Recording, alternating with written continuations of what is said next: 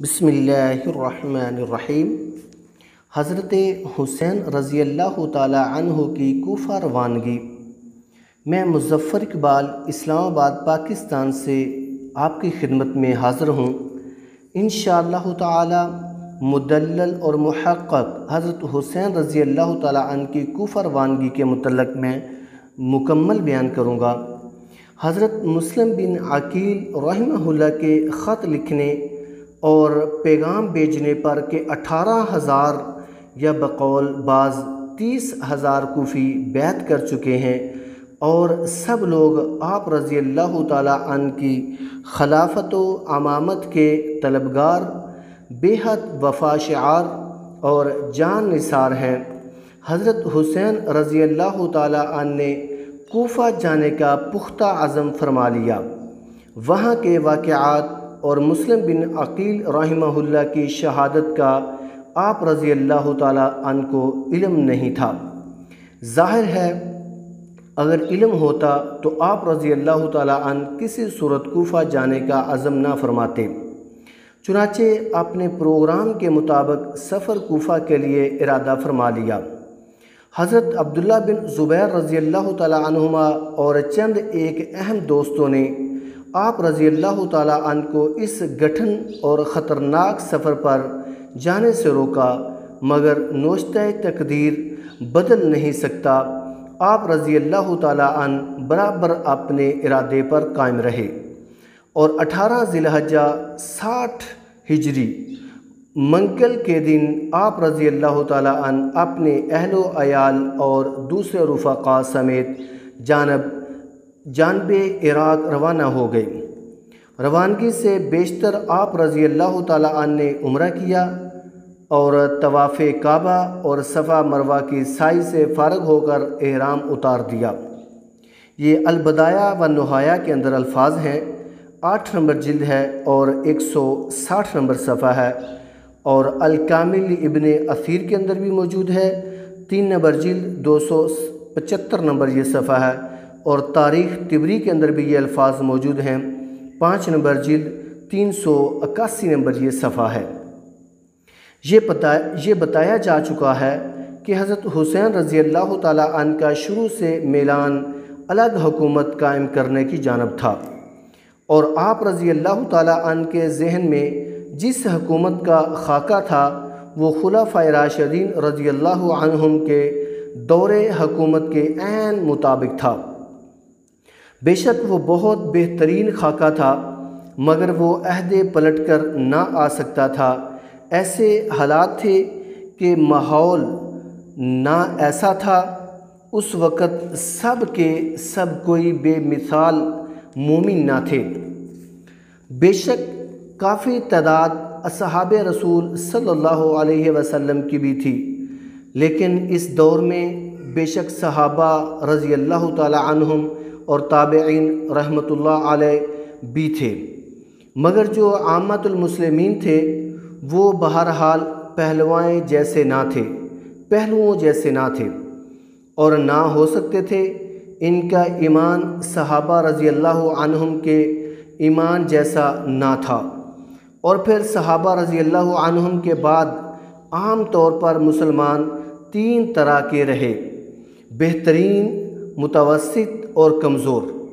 اور یہ بھی صحیح ہے کہ دور نبوت سے جس قدر بعد ہوتا گیا، تقوی و پرہیزگاری اور عبادات و اطاعت میں فرق آتا گیا۔ اس فرق کا اس وقت ظاہر ہونا فطری اور قدرتی امر تھا۔ حضرت حسین رضی اللہ تعالی عنہ برابر اپنے نظریے پر قائم تھے، اس میں کوئی لچک نہ تھی۔ آپ رضی اللہ تعالی عنہ اپنے مقصد کے حصول میں کافی حد تک پر امید تھے، اور حضرت مسلم رحمہ اللہ کی دعوت سے آپ رضی اللہ تعالی عنہ کا نخل آرزو اور زیادہ سرسبز و شاداب ہو گیا۔ البتہ یہ باتیں آپ رضی اللہ عنہ کے ذہن میں نہ تھیں کہ حالات کا پانسا یکسر پلٹ بھی سکتا ہے، اور نوبت مسلم بن عقیل کی یا ہماری شہادت کی بھی آ سکتی ہے۔ زیادہ سے زیادہ آپ رضی اللہ عنہ کو معمولی مزاحمت کا خطرہ تھا۔ اور آپ رضی اللہ تعالیٰ عنہ یہ سمجھتے تھے کہ عورتوں اور بچوں سے بھلا کون مزاحمت کرے گا، اور یہ ذہن آپ رضی اللہ تعالیٰ عنہ کا اس لیے تھا کہ اب تک حکومت یزید نے آپ رضی اللہ تعالیٰ عنہ کے احترام کے پیش نظر آپ سے کوئی تعرض کیا تھا، نہ کسی قسم کے تشدد کا وار تھا۔ دراصل حکومت آپ کو سمجھا بجا کر حسن و تدبیر اور مروت و خوش اسلوبی سے مسئلہ حل کرنا چاہتی تھی، مگر حضرت حسین رضی اللہ تعالیٰ عنہ نے حکومت کے اس رویے کو اہمیت نہ دی، ادھر توجہ نہ فرمائی، یا آپ رضی اللہ تعالیٰ عنہ کی عنان توجہ ادھر منتعف نہ ہوئی، اور کسی کے مشورے پر اعتنا فرمانے اور کوفیوں کے حالات کا مزید جائزہ لینے یا کوئی انتظار کرنے کے بجائے آپ نے سفر پر نکلنا ضروری خیال فرمایا۔ چنانچہ آپ اپنے ساتھیوں، اپنے خاندان کے بچوں اور عورتوں کو لے جانے کی عملاً تیاریاں شروع کر دیں۔ حج بالکل شروع تھا، اس لیے آپ رضی اللہ تعالیٰ عنہ کے ایک دن کی بھی تاخیر مناسب نہ سمجھی، اور جس قدر جلدی ہو سکا کوفہ کے لیے نکل پڑے۔ عقل کہتی ہے کہ آپ رضی اللہ تعالیٰ عنہ کو حج کر لینا چاہیے تھا، مگر تقدیر آپ رضی اللہ تعالیٰ عنہ کو کہیں اور لے جانا چاہتی تھی۔ تقدیر الہی کے سامنے کوئی تدبیر کام نہیں کرتی۔ بہرحال آپ رضی اللہ تعالیٰ عنہ اپنے پروگرام کے مطابق اپنے راستے پر چل پڑے۔ حضرت حسین رضی اللہ تعالیٰ عنہ کے دوستوں اور ساتھیوں کو جب یہ علم ہوا تو انہوں نے آپ رضی اللہ تعالیٰ عنہ کو اس سفر سے روکا۔ امام ابن کثیر اور ابن اثیر رحمہ اللہ نے یہ ساری تفصیل دی ہے۔ البدایہ و نہایہ کے اندر 8 نمبر جلد ہے اور 161 سے لے کے 165 نمبر صفحے تک یہ باتیں موجود ہیں، اور الکامل ابن اثیر کے اندر 3 نمبر جلد 275 نمبر اور 276 نمبر میں یہ بھی باتیں موجود ہیں۔ حضرت ابن عمر رضی اللہ تعالیٰ عنہما، حضرت ابو سعید خدری رضی اللہ تعالیٰ عنہ، حضرت جابر بن عبداللہ رضی اللہ تعالیٰ عنہما، حضرت ابو واقد لیثی رضی اللہ تعالیٰ عنہ اور دیگر احباب نے آپ رضی اللہ تعالیٰ عنہ کو نہ جانے کا مشورہ دیا، اور ابن عباس رضی اللہ تعالیٰ عنہما، عمر بن عبد الرحمن رضی اللہ تعالیٰ عنہ، عبداللہ بن زبیر رضی اللہ تعالیٰ عنہما اور متعدد صحابہ رضی اللہ عنہم نے تو آپ کو اس مخدوش و پرخطر سفر سے بے اصرار روکا، چونکہ صحابہ رضی اللہ عنہم کے مشورے کا پیچھا ذکر ہو چکا ہے، اس لیے اس کی تفصیل اعادۂ ضرورت نہیں۔ البتہ آپ رضی اللہ تعالیٰ عنہ کے منصوبے کی اطاعت ہونے پر کچھ اور احباب نے بھی نہ جانے کے مشورے دیے اور اس مہیب و پرخطر سفر پر نکلنے کو ناپسند جانا۔ حضرت ابن عباس رضی اللہ تعالیٰ عنہ کے بارے میں آتا ہے کہ آپ رضی اللہ تعالیٰ عنہ 2 بارہ حضرت حسین رضی اللہ تعالیٰ عنہ کے پاس آئے اور بے منت و سماجت اور اللہ کے واسطے دے کر اس ارادے سے باز رہنے کا مشورہ دیا اور کہا، میں آپ کو اللہ کا واسطہ دیتا ہوں کہ آپ اس ارادے سے باز آئیں اور اپنے آپ کو جان بوجھ کر ہلاکت میں نہ ڈالیں۔ کوفے والے صحیح لوگ نہیں ہیں، قریب کار ہیں، وہ فریب کار ہیں، وہ آپ رضی اللہ تعالیٰ عنہ کو جنگ میں جونگ کر خود ایک طرف ہو جائیں گے۔ حضرت حسین رضی اللہ تعالیٰ عنہ نے فرمایا، بے شک آپ کا مشورہ نہ سہانا اور ہمدردانہ ہے، مگر میں نے روانگی کوفہ کا عزم کر لیا ہے۔ ابن عباس رضی اللہ تعالیٰ عنہما نے صاف کہہ دیا، پھر ان عورتوں اور بچوں کو تو ساتھ نہ لے جائیں، مجھے ڈر ہے کہ مبادہ آپ رضی اللہ تعالیٰ عنہ کو حضرت عثمان رضی اللہ تعالیٰ عنہ کی طرح بچوں اور عورتوں کے سامنے شہید کر دیا جائے۔ مگر حضرت حسین رضی اللہ تعالیٰ عنہ نے دوسروں کی طرح ان کا بھی مشورہ قبول کرنے سے انکار کر دیا۔ حضرت ابن عباس رضی اللہ تعالیٰ عنہما نے حالات و مشاہدات کی روشنی میں اپنی خداداد بصیرت سے یہ بات کہی تھی، ورنہ یہ بات نہیں کہ آپ رضی اللہ تعالیٰ عنہ کو کوئی غیب کا علم تھا یا وہ رتبے میں حضرت حسین رضی اللہ تعالیٰ عنہ سے بڑھ کر تھے۔ دیگر صحابہ رضی اللہ عنہم کے مشورے بھی موجودہ حکومت کے نظم و ضبط اور کوفیوں کے سابقہ منافقانہ ریکارڈ کو دیکھ کر ہی تھے، جو آپ جگہ بڑے صائب اور درست تھے۔ حضرت عمر بن عبد الرحمن رضی اللہ تعالیٰ عنہ نے کہا کہ آپ رضی اللہ تعالیٰ عنہ اپنی جگہ جا رہے ہیں کہ جہاں کے لوگ درہم و دینار کے پرستار ہیں، مجھے خطرہ ہے کہ کہیں وہ لوگ آپ کے مقابلے میں نہ آ جائیں۔ حضرت عبداللہ بن زبیر رضی اللہ تعالیٰ عنہما باوجود یہ کہ یزید کے مخالف تھے، انہوں نے بھی حضرت حسین رضی اللہ تعالیٰ عنہ کے اس سفر کو غیر تسلی بخش قرار دیا۔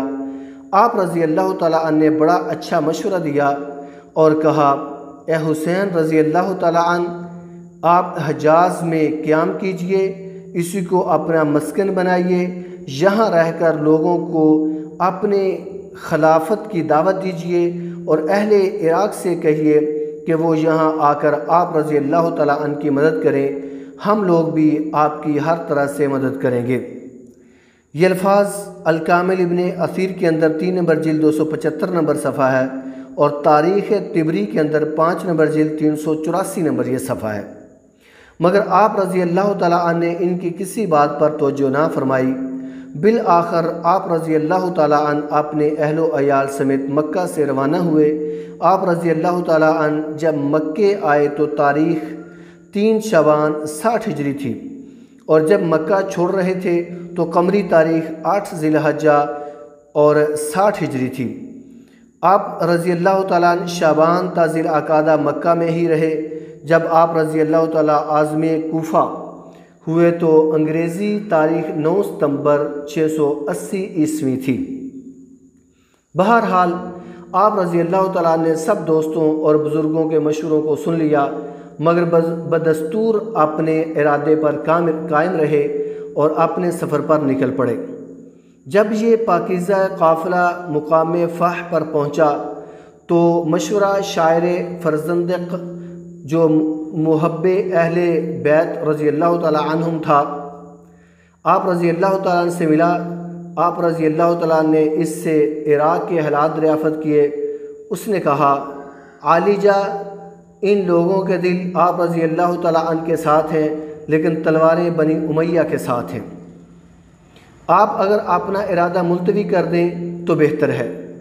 آپ رضی اللہ تعالیٰ عنہ نے اس کی بات پر بھی توجہ نہ فرمائی اور اللہ کے نام پر اپنا سفر جاری رکھا۔ کچھ اور آگے پہنچے تو عبداللہ بن جعفر رضی اللہ تعالیٰ عنہ کا خاص خط آپ رضی اللہ تعالیٰ عنہ کو ملا، جس کا متن یہ تھا، میں آپ کو اللہ کا واسطہ دیتا ہوں، جو ہی میرا خط آپ کو ملے آپ واپس لوٹ آئیں۔ جہاں آپ جا رہے ہیں وہاں اہل بیت کی بربادی ہے۔ آپ رضی اللہ تعالیٰ عنہ سفر میں جلدی نہ کیجیے، میں آپ کے پاس پہنچ رہا ہوں۔ یہ عبداللہ بن جعفر رضی اللہ تعالیٰ عنہ کے خط کا متن تھا۔ چنانچہ عبداللہ بن جعفر رضی اللہ تعالیٰ عنہ پہنچ گئے، مگر حضرت حسین رضی اللہ تعالیٰ عنہ نے ان کی بات نہ مانی اور سفر کے لیے چل پڑے۔ ابن جعفر رضی اللہ تعالیٰ عنہ نے اپنے دونوں لڑکوں عون اور محمد کو برائے مدد اور خدمت آپ رضی اللہ تعالیٰ عنہ کے ہمراہ کر دیا اور دل پکڑ کر واپس چلے گئے۔ عبداللہ بن جعفر رضی اللہ تعالیٰ عنہ گورنر مدینہ کا خط بھی اپنے ساتھ لائے تھے کہ آپ واپس تشریف لے آئیں۔ آپ رضی اللہ تعالیٰ عنہ سے کوئی تعارض نہ کیا جائے، آپ رضی اللہ تعالیٰ عنہ کو عزت کی جگہ دی جائے گی، مگر آپ رضی اللہ تعالیٰ نے اس خط کو بھی کوئی اہمیت نہ دی۔ یہ الفاظ البدایہ و نہایہ 8 نمبر جلد ہے 169 نمبر صفحہ اور الکامل ابن اثیر کے اندر 3 نمبر جلد ہے 276 اور 277 نمبر صفحہ ہے۔ تاریخ طبری کے اندر کے بھی الفاظ ہیں 5 نمبر جلد 388 نمبر یہ صفحہ۔ ابن کثیر نے یہاں حضرت حسین رضی اللہ تعالیٰ عنہ کا ایک خواب بھی نقل کیا ہے، جو حضرت حسین رضی اللہ تعالیٰ عنہ نے ابن جعفر رضی اللہ تعالیٰ عنہ کو بتایا۔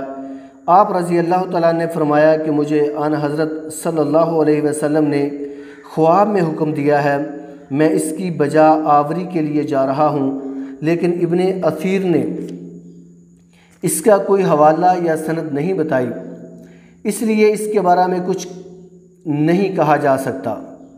یہ البدایہ و نہایہ کے اندر 8 نمبر جلد ہے اور 169 نمبر صفحہ، الکامر لابن اثیر کے اندر 3 نمبر جلد 276 اور 277 نمبر، اور تاریخ طبری کے اندر 5 نمبر جلد 388 نمبر یہ صفحہ۔ بہرحال قافلے نے حضرت حسین رضی اللہ تعالیٰ عنہ کے زیر قیادت اپنا سفر شروع کر دیا۔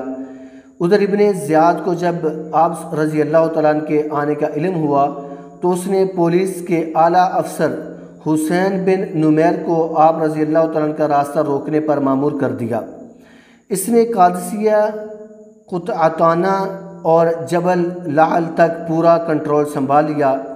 حضرت حسین رضی اللہ تعالیٰ عنہ جب حاجز کے مقام پر پہنچے تو آپ رضی اللہ تعالیٰ نے قیس کے ہاتھ اہل کوفہ کو ایک خط بھیجا جس میں انہیں آنے کی اطلاع دی، لیکن پولیس نے قیس کو گرفتار کر کے ابن زیاد کے پاس پہنچا دیا۔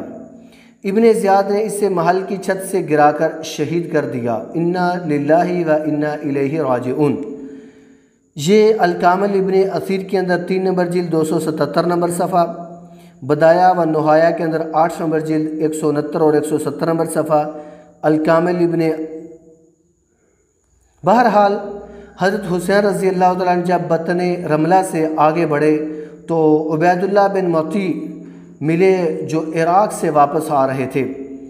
انہوں نے کہا، اے ابن رسول صلی اللہ علیہ وسلم، میرے ماں باپ آپ پر قربان ہوں، آپ اپنے جد امجد صلی اللہ علیہ وسلم کے حرم سے باہر کیوں نکلے؟ آپ رضی اللہ تعالیٰ عنہ نے فرمایا، اہل کوفہ نے ہمیں بلایا ہے، انہوں نے بہت ہم کو خط لکھے ہیں۔ عبید اللہ نے کہا، میں اسلام اور قریش کی حرمت کے لیے آپ رضی اللہ تعالیٰ عنہ کو اللہ کی قسم دیتا ہوں کہ آپ رضی اللہ تعالیٰ عنہ اپنے اس ارادے سے باز آ جائیں۔ اگر آپ رضی اللہ تعالیٰ نے خلافت کا دعویٰ کیا تو ضرور شہید کر دیے جائیں گے۔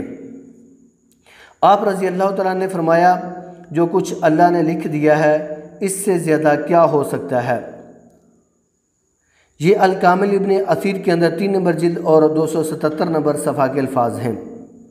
عراق جاتے ہوئے جو شخص کوفہ کی طرف سے آپ رضی اللہ تعالیٰ عنہ کو آتا نظر پڑتا، آپ رضی اللہ تعالیٰ عنہ اس سے اہل کوفہ اور مسلم بن عقیل رحمہ اللہ کے حالات دریافت کرتے۔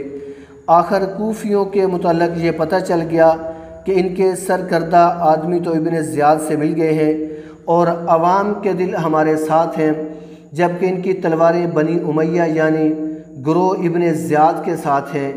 پھر بے مقام ثعلبیہ پہنچ کر آپ رضی اللہ تعالیٰ عنہ کو مسلم بن عقیل رحمہ اللہ کی شہادت اور اہل کوفہ کی غداری اور اسی طرح کی دیگر تفصیلات معلوم ہوئیں۔ انا للہ و انا الیہ راجعون۔ حضرت مسلم رحمہ اللہ اور ان کے عزیزان کی شہادت کا سن کر آپ رضی اللہ تعالیٰ عنہ کو بہت رنج ہوا اور آہ سرد بھر کر انا للہ و انا الیہ راجعون پڑھا۔ یہ سورہ بقرہ کے اندر 156 نمبر میں بھی موجود ہے، اور تاریخ طبری 5 نمبر جلد 386 نمبر، اور کامل ابن اثیر کے اندر 3 نمبر جلد 278 نمبر، بدایہ و نہایہ کے اندر 8 نمبر جلد 170 نمبر میں بھی یہ الفاظ موجود ہیں۔ اس موقع پر آپ رضی اللہ تعالیٰ عنہ کو شدید دھچکا لگا اور آپ رضی اللہ تعالیٰ عنہ کچھ اور سوچنے لگے۔ امام ابن تیمیہ رحمہ اللہ فرماتے ہیں، لما بالغہ ما فعل بابن عمہ مسلم بن عقیل ترک طلب الامر۔ جب آپ رضی اللہ تعالیٰ عنہ کو مسلم بن عقیل رضی اللہ تعالیٰ عنہ کی شہادت رحمۃ اللہ کی شہادت کی خبر ملی تو آپ رضی اللہ تعالیٰ عنہ نے خلافت و حکومت کا ارادہ ترک کر دیا۔ یہ منہاج السنہ کے اندر یہ موجود ہے، 2 نمبر جلد 248 نمبر یہ صفحہ۔ مختصر یہ کہ اس وقت آپ رضی اللہ تعالیٰ عنہ کے سامنے پورے حقائق آ گئے اور اہل کوفہ کی بے بسی وفائی اچھی طرح کھل گئی اور 1% بھی شبہ نہ رہا۔ اس سے آپ کے جذبات ماند پڑ گئے اور آگے اٹھنے والے قدم سست پڑ گئے، کیونکہ بات آپ رضی اللہ تعالیٰ عنہ کی توقع کے خلاف کچھ اور بن گئی۔ اور یہ کس قدر حرامہ نصیبی تھی کہ کوفیوں کی، جس کا صدمہ انہیں مسلم بن عقیل رحمہ اللہ اور سیدنا حسین رضی اللہ تعالیٰ عنہ اور دیگر اہل بیت رضی اللہ عنہم کی شہادت کے بعد بھی ہوا اور آج تک ہو رہا ہے۔